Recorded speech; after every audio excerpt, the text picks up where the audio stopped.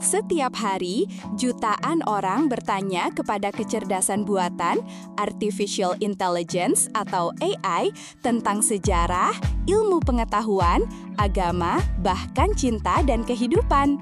Tapi, pernahkah kita bertanya, dari mana sebenarnya AI mendapatkan semua informasi itu? Mari kita telusuri perjalanan cerdas di balik layar teknologi AI. Kecerdasan buatan atau AI tidak dilahirkan dengan pengetahuan. Ia harus belajar, dan proses pembelajarannya disebut pelatihan model bahasa atau dalam istilah teknis, language model training. Bayangkan, seorang anak kecil yang membaca jutaan halaman buku dalam waktu singkat. Buku demi buku, artikel demi artikel, halaman demi halaman dari internet. Itulah yang dilakukan AI dalam proses pelatihan. AI membaca apa saja dari sumber-sumber terbuka di internet, mulai dari buku digital, artikel berita, ensiklopedia online seperti Wikipedia, forum diskusi seperti Reddit, hingga berbagai situs web publik. Teks-teks ini dikumpulkan dan digunakan untuk melatih model agar memahami bagaimana bahasa digunakan, apa makna kata-kata, dan bagaimana ide-ide saling berkaitan. Namun, penting untuk dipahami bahwa AI tidak menghafal teks-teks itu. AI tidak menyimpan buku atau artikel untuk dibacakan kembali. Sebaliknya, AI mempelajari pola bahasa, bagaimana kata-kata muncul bersama, bagaimana kalimat dibentuk, dan bagaimana satu ide bisa terhubung dengan ide lain. Contohnya begini, jika dari ribuan sumber disebutkan bahwa Muhammad adalah rasul bagi umat Islam, maka AI akan mengenali bahwa itu adalah sebuah informasi valid yang konsisten. Bukan karena ada satu sumber yang dikutip, tapi karena pola kalimat dan makna itu sering muncul dan diperkuat oleh banyak sumber. Tapi, apakah AI bisa langsung menjawab semua pertanyaan seperti mesin pencari? Jawabannya tidak sesederhana itu. AI tidak mengakses internet secara langsung saat menjawab pertanyaan. Ia tidak membuka Google, tidak menjelajahi situs berita secara real-time.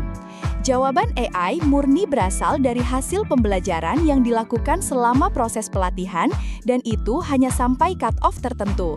Misalnya, hingga Juni 2024 pada ChatGPT saat ini. Artinya, jika ada peristiwa penting setelah itu atau perubahan informasi, AI mungkin tidak tahu, kecuali jika memiliki fitur browsing yang diaktifkan. Ketika browsing diaktifkan, AI bisa mencari dan membaca informasi terbaru dari internet, lalu menyusunnya untuk menjawab pertanyaan. Dan Gemini melakukan itu dengan fitur Deep Research-nya. Dan ini sangat membantu kita dalam menganalisa tren terbaru. Karena itu, AI bisa saja salah. Bukan karena sengaja, tapi karena keterbatasan waktu pelatihan, kurangnya konteks lokal, atau informasi yang memang belum tersedia saat itu.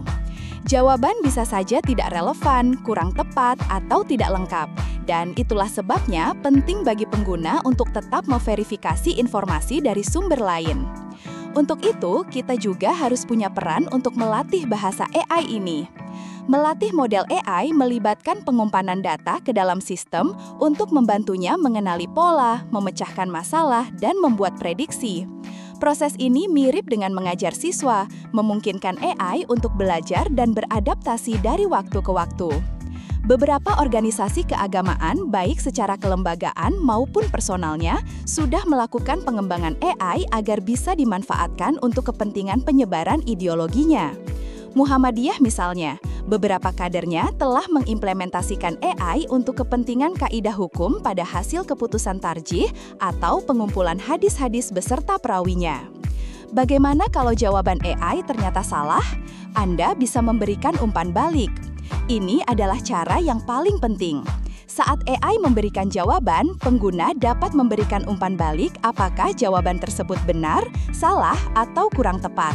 Umpan balik yang detail dan spesifik akan lebih efektif daripada hanya benar atau salah. Misalnya, jika jawaban salah, pengguna perlu menjelaskan mengapa jawaban itu salah dan memberikan jawaban yang benar. Berikan data yang akurat, lengkap, dan relevan sangat penting untuk kinerja AI yang baik.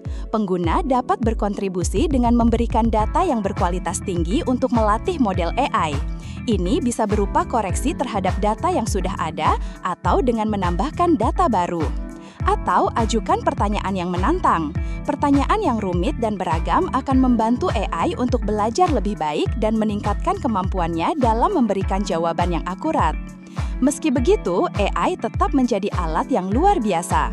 Dengan mempelajari miliaran kata, struktur kalimat, dan relasi makna, AI mampu menjawab pertanyaan dalam berbagai bahasa, membantu menulis, menerjemahkan, menjelaskan konsep, bahkan mengedit kode pemrograman. Tapi sekali lagi, AI bukan manusia, bukan mesin pencari, dan bukan pengganti akal sehat. Ia adalah alat bantu yang dirancang untuk mempercepat kerja kita, menjawab rasa ingin tahu kita, dan membuka kemungkinan baru dalam belajar dan berkarya.